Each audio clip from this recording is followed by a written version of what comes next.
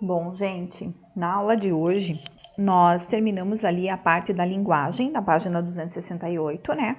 Que faltava apenas a letra C, já está disponível ali o slide para vocês.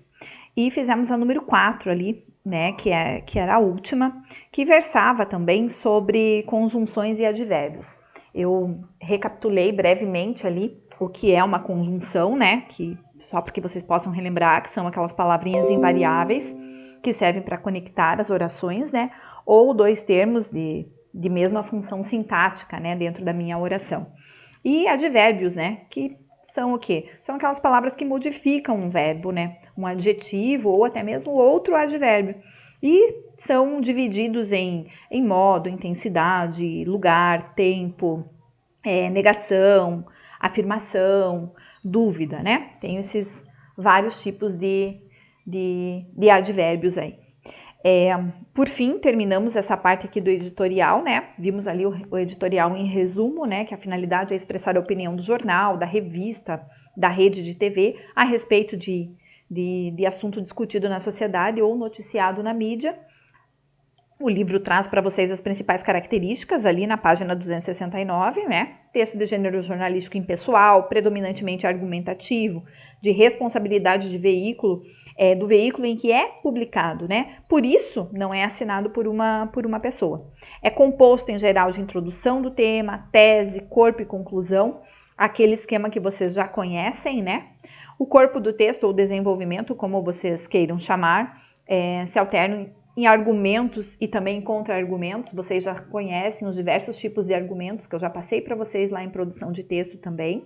A linguagem é formal, construída na terceira pessoa, o que ressalta o quê? A impessoalidade. A articulação das ideias é feita por elementos de coesão, como conjunções e preposições. Aí passamos ali para a página 270, na parte de colocação pronominal.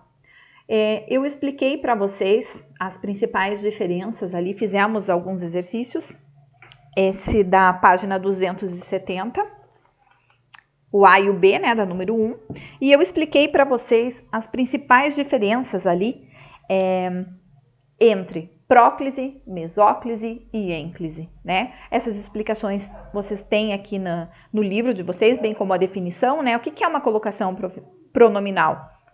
Trata-se de diferentes posições em que o pronome pessoal oblíquo átono pode assumir junto ao verbo. Ou seja, quando esse pronome vem antes do verbo, quando esse pronome vem no meio do verbo ou quando esse pronome átono vem depois do verbo. Próclise é a colocação do pronome antes do verbo, é a forma mais utilizada, né, em língua portuguesa, falada no Brasil. E vocês têm ali no livro algumas particularidades sobre a próclise, né? Quando que ele é obrigatório, quando que é obrigatório o uso da próclise. Em palavras negativas, por exemplo, ali o surto das primeiras semanas de 2015 não se revelou especialmente letal. Eu tenho o pronome que vem logo após a palavra negativa ali e antes do verbo. Se ele vem antes do verbo, ele é caracterizado como próclise. Mesóclise é a colocação pronominal que vem no meio do verbo, né? Ocorre se o verbo se encontrar no futuro do presente ou no futuro do pretérito, desde que o quê? Que não haja nenhuma possibilidade de usar a próclise. Então, a mesóclise quase não é utilizada.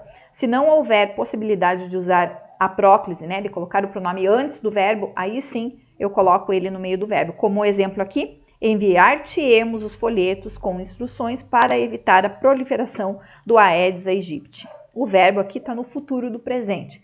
O pronome átono T vem ali, então, no meio do verbo. E a ênclise é a colocação do pronome depois desse verbo, né?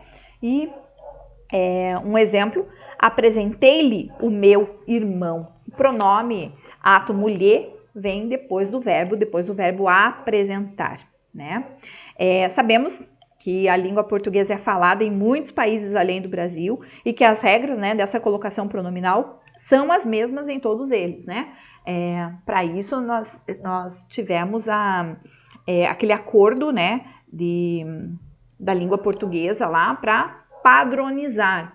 Padronizar o quê? Para padronizar a escrita, né?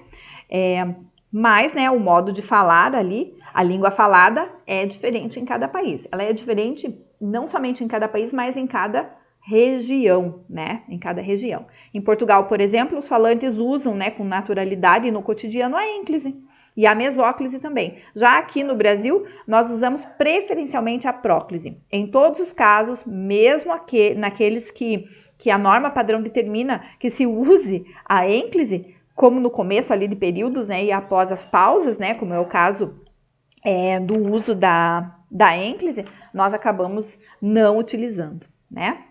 Então, gente, basicamente foi esse o conteúdo da aula de hoje, colocação pronominal. Vocês têm toda a explicação que o livro traz ali na página 270, 271. Caso haja alguma dúvida sobre a questão dos verbos, vocês têm mais detalhadamente ali a parte sobre regência verbal a partir da página 257, ok?